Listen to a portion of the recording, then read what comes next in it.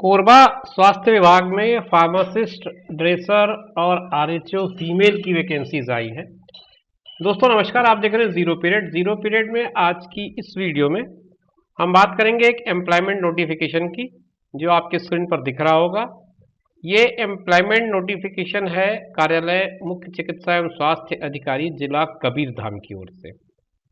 कबीरधाम जिला के वेबसाइट पर ये विज्ञापन आया हुआ है और इस विज्ञापन में डिमांड की गई है फार्मासिस्ट, जिसे भेषजज्ञ बोला भी जाता है, और ड्रेसर के दोनों ग्रेड, ग्रेड 1 और ग्रेड 2, और उसके अलावा आरएचओ फीमेल, ये 3 कैटेगरी में पोस्ट मांगे गए हैं।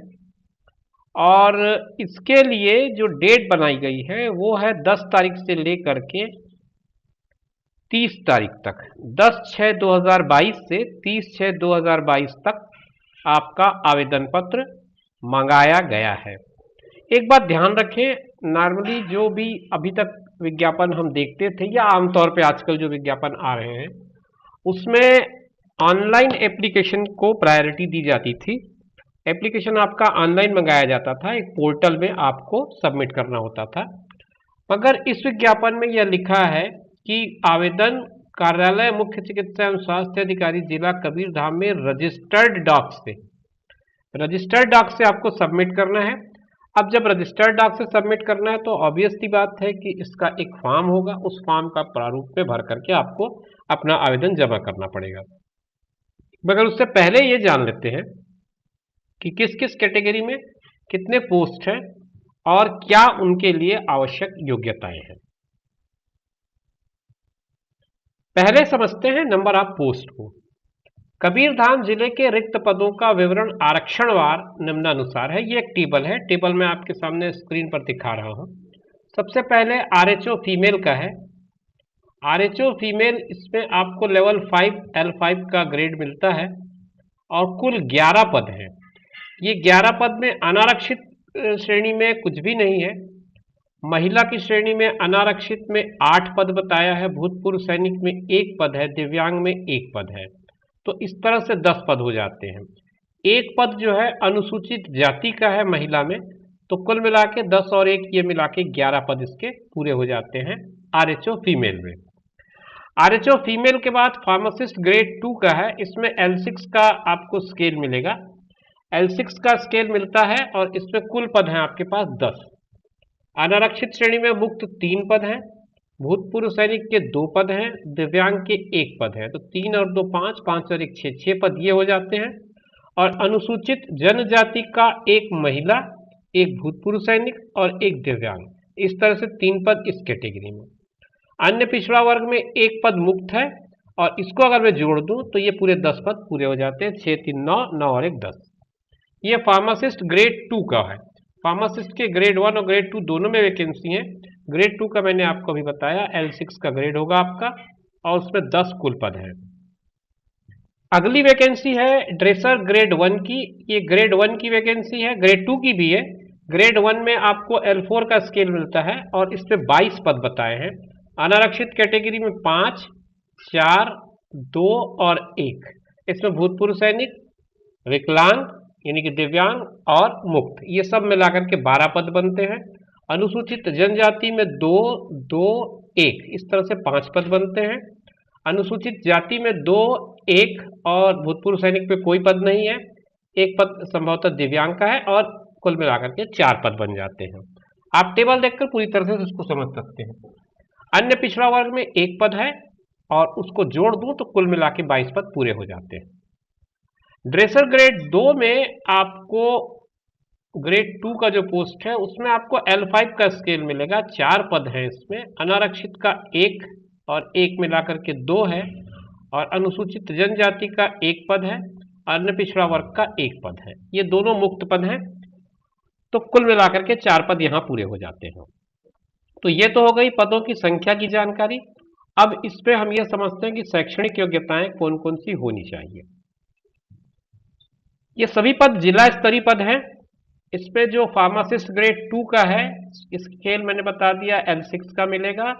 3rd ग्रेड की पोस्ट होती है। इसमें फार्मेसी काउंसिल द्वारा पंजीकृत औषधि निर्माण में डिप्लोमा और फार्मेसी काउंसिल में आपका जीवित पंजीयन, ये 2 कंडीशन है जो आपको फुलफिल करनी होंगी। ड्रेसर ग्रेड 1 और ग्रेड 2, इन दोनों में योग्यताएं अलग अलग हैं। ग्रेड 1 में आपको लेवल 4 L4 का मिलेगा मैट्रिक्स, और 3rd क्लास की ये पोस्ट है, 3rd ग्रेड की। इसमें साइंस लेकर के आपको 10+2 पास होना चाहिए। इसके अलावा आर्थोपेडिक कम ड्रेसर का पैरामेडिकल प्रशिक्षण पास होना चाहिए, और जीवित पंजीयन आपका पैरामेडिकल काउंसिल में होना चाहिए। ड्रेसर ग्रेड 2 का जो पोस्ट है उसमें L3 का स्केल मिलता है, और इसमें आपको केवल 10th पास मांगा गया है। उसके अलावा इसमें और कोई योग्यता का वर्णन नहीं किया गया है।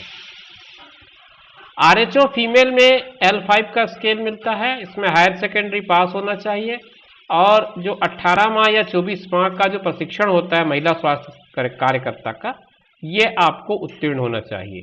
इसके अलावा आपका जीवित पंजीयन होना जरूरी है। कुछ और कंडीशंस हैं जो आपको फुलफिल करनी होंगी। एक तो आपका जीवित पंजीयन सब जगह होना चाहिए, और मूल निवासी जो छत्तीसगढ़ के हैं वही आवेदन कर सकते हैं। RHO फीमेल में केवल फीमेल ही आवेदन करेंगे। आयु सीमा 18 से 35 होना चाहिए। इसके अलावा जो छूट की पात्रता होती है वो तो लागू होगा ही, परंतु सामान्य तौर पे 18 से 35 रखा गया है। और इसके अलावा इसमें जो और छूट है वो सब सारे विवरण इसमें दिए गए हैं। राज्य के स्थानीय निवासियों को 35 के स्थान पर 40 वर्ष तक का होगा, और विधवा है, परित्यक्ता है या तलाकशुदा है उनको उच्चतर आयु सीमा में 5 साल की छूट मिलेगी। तो ये सारी चीजें आपको लाभान्वित करेंगी आयु सीमा के मामले में। आपके चयन का तरीका क्या होगा, इस पर भी यह विज्ञापन स्पष्ट करता है कि शैक्षणिक या तकनीकी योग्यता का 85% होगा। छत्तीसगढ़ शासन के स्वास्थ्य संस्थाओं में कार्यरत आवेदकों को अनुभव का 15 अंक मिलेगा, 3 अंक प्रति पूर्ण वर्ष, अधिकतम 5 वर्ष का 15 अंक। और जिन लोगों ने कोरोना में कोविड के टाइम में काम किया है उसके लिए 10 अंक बोनस का प्रावधान भी किया गया है। ये तीनों चीजों को जोड़कर इसमें अवसर कहा गया है। तीनों को जोड़कर एक कंबाइंड मेरिट लिस्ट बनाई जाएगी। उसके आधार पर चयन समिति भर्ती के लिए वरीयता सूची अनुशंसित करेगी। ये कुल मिलाकर के मोटा मोटा आपका क्राइटेरिया होगा। कोई एग्जाम का इसमें कहीं उल्लेख नहीं किया गया।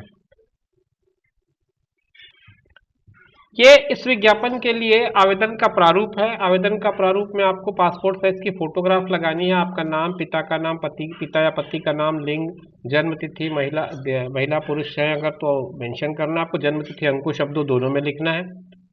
आज की डेट पे यानी 1/1/2021 की डेट पे आपकी आयु की गणना करनी है। पत्र व्यवहार का पता लिखना है, स्थायी पता, रोजगार कार्यालय, काउंसिल का नाम और पंजीयन क्रमांक।